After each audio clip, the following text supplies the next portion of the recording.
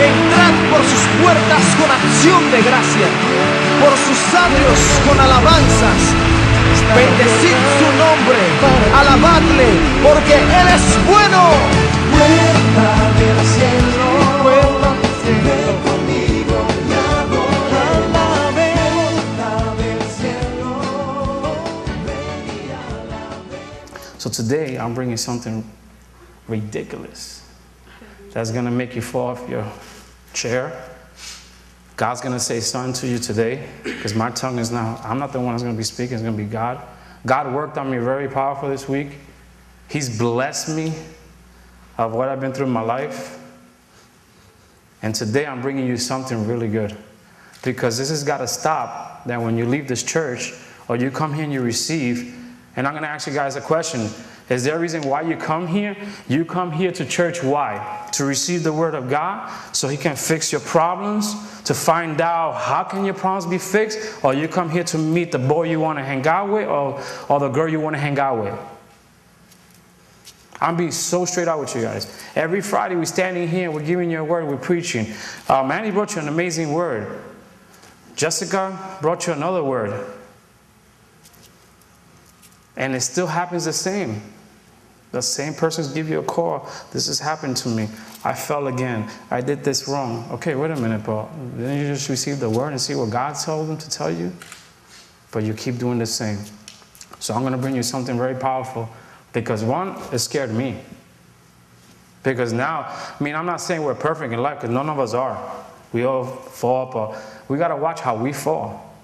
Can you imagine me as a leader leading you guys to right in the world fall? Can you imagine Manny falling, or my wife falling, or Roger? What are we then? Become hypocrites, right? We're nothing. Yeah, we fall, we can be picked up, but it depends how far you fall. You guys, when you fall very deep. You raise yourself very high, but then you fall very deep. You don't fall that you trip and you stand back up. You fall, you trip, you stay down. That's how you guys fall. And I'm going to bring it hard today. Don't take it personal. I'm not picking on nobody here today. But I got to teach you of what's going on in the world and how your life has to turn.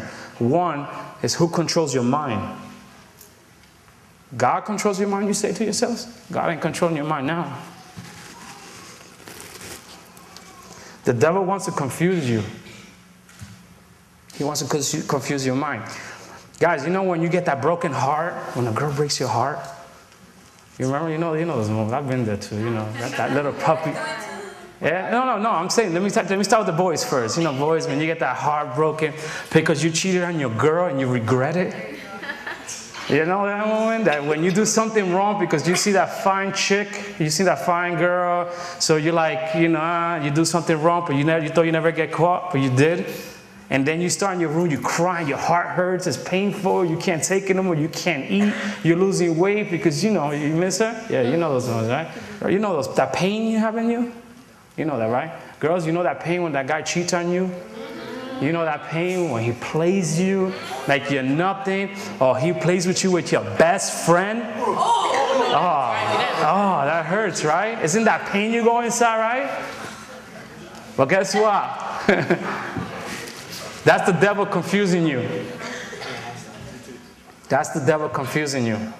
God is not an author of confusion. I want everybody to understand that. If you're confused, you can bet that God doesn't confuse anybody here. The devil's the one that confuses you. He's the one that tries to lead you guys to fall down, to make mistakes that you don't want to make. He plays with your mind. He'll tell you to go left, you go left. He'll tell you to go right, you go right. And you know what you guys do a lot? Instead of putting the Lord as your shield, you put the devil as your shield. He's the one that protects you on doing things that you know they're good for you. But no, you do the opposite. But the Lord, you keep him behind you because you hear this from your friend. You're going to church, you're nothing. You're going to church because you're afraid they're going to make fun of you. Because I remember my wife, I never forget these words, and let me tell you, I never forget. My wife preached about neutral.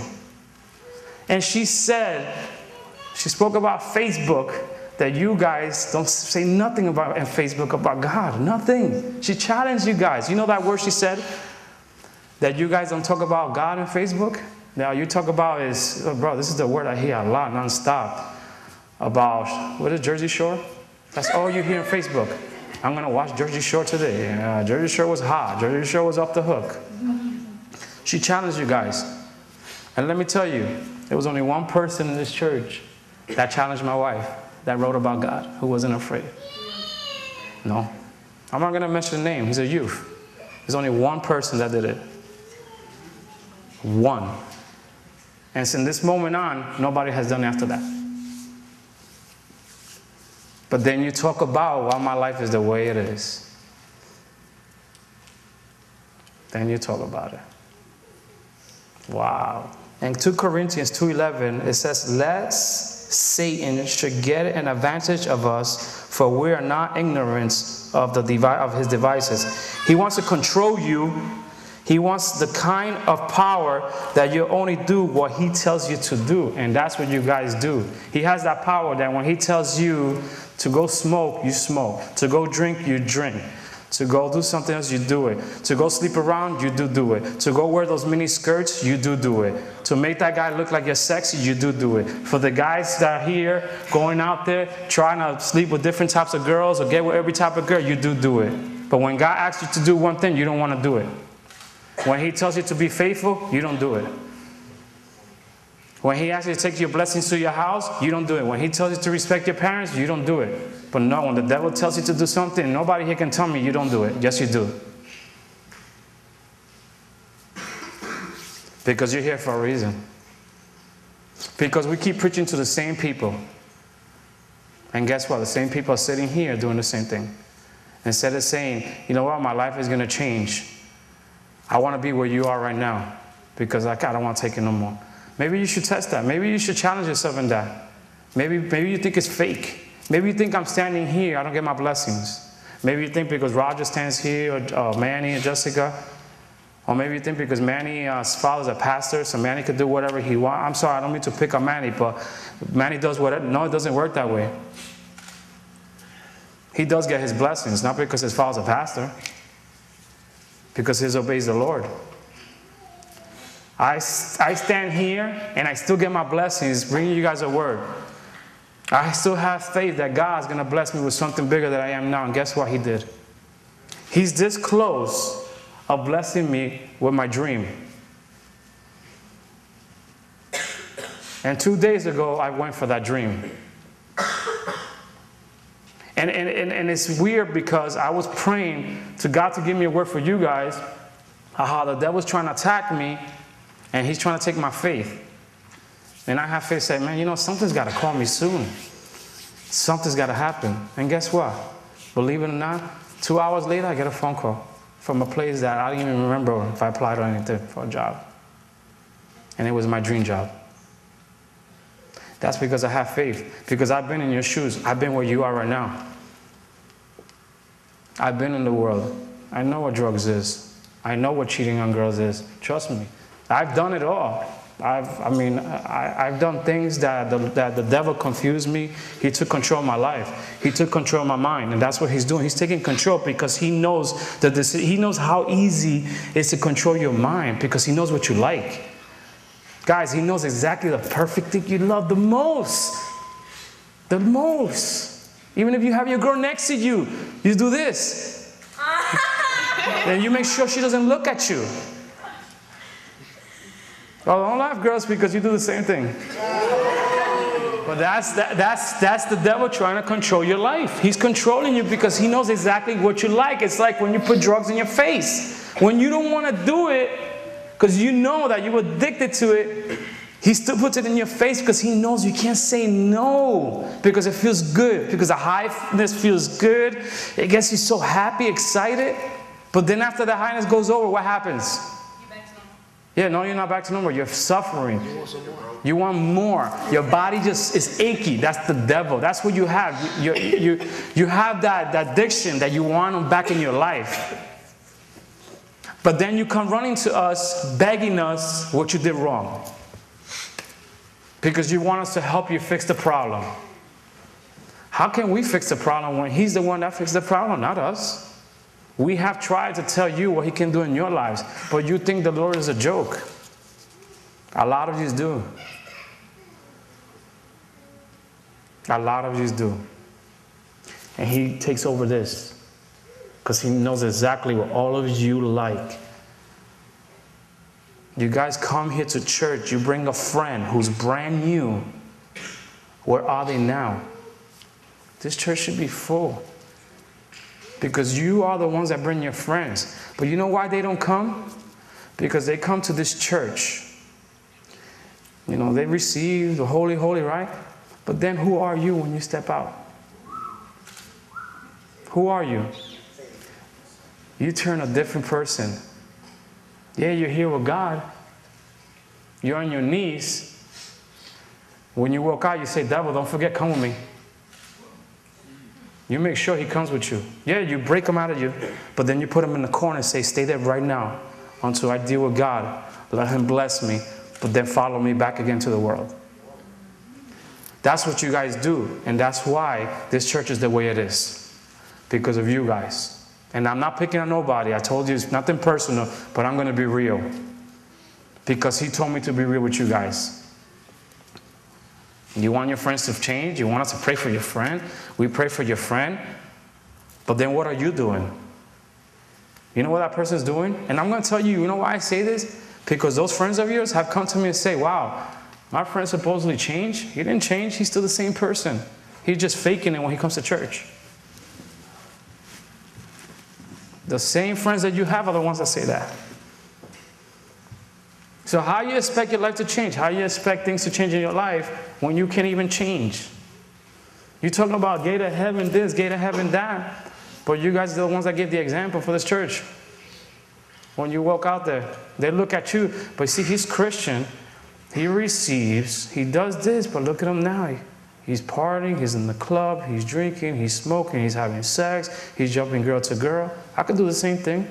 And I still get my blessings. That's the type of God you're showing him.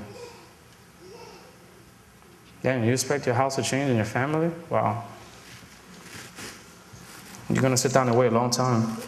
You know, I wrote a phrase here because I want to make sure I don't forget this. And I wrote this, and when I spoke to him, I said, God, please, you know, I don't know how you're going to do it, but these kids need to understand who you are. And he says, he wants to control you. He wants the kind of power. This is the devil. He wants to control you. He wants the kind of power that you only do what he tells you to do. Because that's true.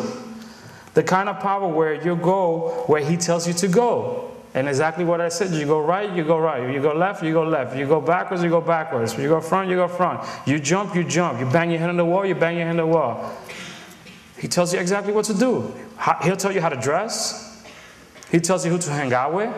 He tells you who to have sex with. He tells you what drug to do, what drink to do, when to disrespect your parents.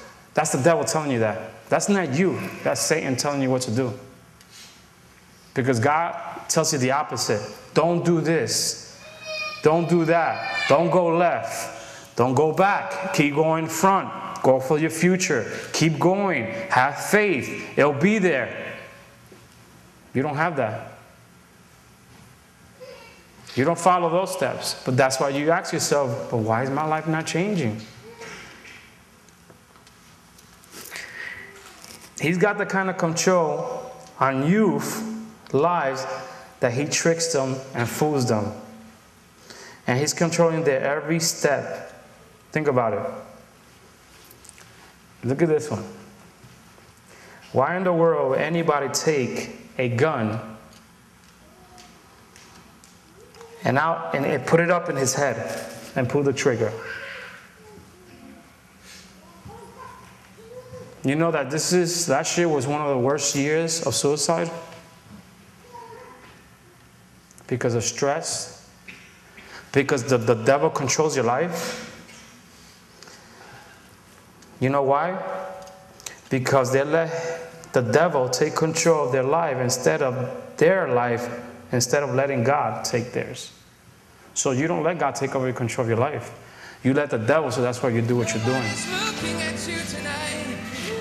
The devil does have control of your flesh, guys. And he does. And I'm going to explain, this is how you live. I'm going to explain to you how you live. Look at how you live. You see the lights? This is how you enter when you enter. This is the light of God. This is how you enter. But when you're out with the Lord, with the devil, you want to know how you live? This is how you live. This is your life. When you go out. This is how it is. This is how you go. This is your life. This is how you're going to live, right? This is how you live now. This is how you live when you party. This is how your life is going to become when you do sin. Youth, it's not a joke. This is the life you're going to live. You ain't going to be able to see that pretty face of that guy you like or that girl you like. You ain't going to see your family. You ain't going to see nobody. All you're going to see is darkness living like this. This is your life. This is how your life is going to become. Keep taking this as a joke, because this is the way you're going to live. This is how your life is going to become. This is what you're becoming when you hit the world and you don't have God in your life. This is the devil controlling your mind and telling you exactly what you like, because he knows what you guys love the most. You love to sin. You love those words, sin. If you don't like to hear the truth.